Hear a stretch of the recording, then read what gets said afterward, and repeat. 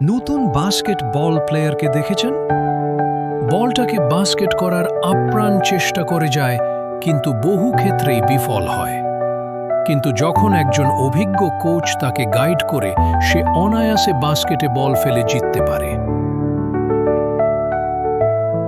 ক্যান্সারেও ঠিক একই রকম ব্যাপার।